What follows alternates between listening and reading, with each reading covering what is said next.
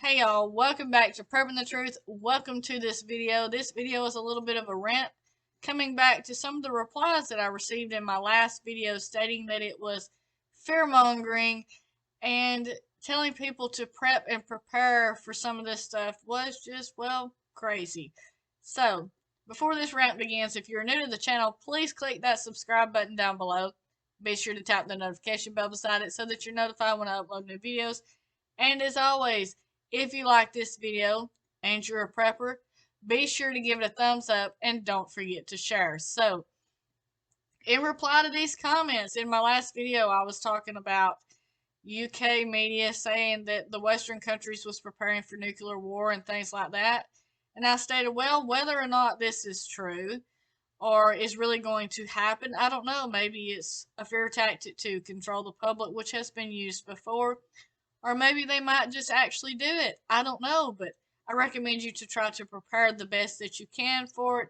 As we preppers do, we prepare for just about every situation that we can think of, whether it might actually happen or not.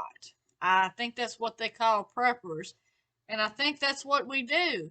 If I'm not right, y'all can let me know in the comments down below, but I'm pretty sure that's the definition of it, If you pulled out the dictionary and looked up definition of a prepper, it would be somebody who is prepared for anything they could possibly be prepared for. Right? Right. So, if you are one of these people leaving comments down below stating that there's no point in preparing for these events, that they'll probably never happen, or, if a nuclear war does happen, well, you can't survive in any way. Well, there is people that has survived nuclear attacks in the past. They might not have been in the greatest shape. They might have had health problems afterwards. The land may have been destroyed, but there has been survivors. And me telling people to prepare, to go through their preps and try and be as prepared as possible, well, let me tell you something. Prices ain't getting no cheaper. Supplies ain't going up. They seem to be going down. Winter is coming and it's going to be cold. They're telling us that we could have possible power grids down, possible gas shortages, food shortages, supply chain issues, you name it, they're saying it could possibly happen. And yes, this could very possibly all be a bunch of fear-mongering on the mainstream news and none of it actually happen and it all be just phony to get people to do certain stuff or buy certain stuff. I don't know. But as a prepper, and I'm pretty sure the rest of the preppers feel this way too, we know there's a possibility that it could happen. And so we like to prepare for it in case it does. We've got the upper hand of being prepared, and we're not trying to say the power grid goes down and we can't use our debit cards no more. And we only bought 3 days worth of food last time we went to the grocery store, so now we hungry and the power grid's down and the bank's not open and the grocery store's not open because the cash register won't work. What kind of situation are you going to be in?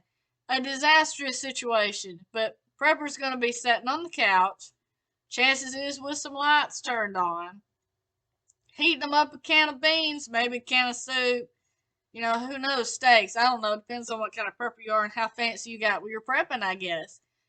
But we're not going to be stressing over the fact that the banks are not letting us have our money out of it, because chances is most of us pulled all of it out and spent it on our preps.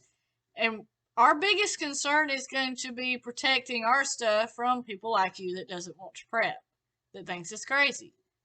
Because at that time, it's not going to be all that crazy. The crazy is going to be the ones running loose with no food or, in the dark. You get what I'm saying?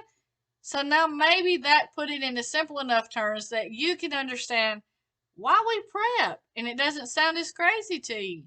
So, I hope you enjoyed this video. I hope the rest of you preppers enjoyed this rant, because I'm sure you probably had to explain yourself a few times too.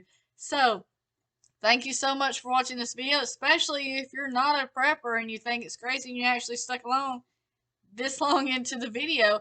If you did, go ahead and hit that subscribe button. Maybe I might have some content that you actually want to watch later on. So, thank you for watching. Stay safe. God bless you. And yes, keep prepping.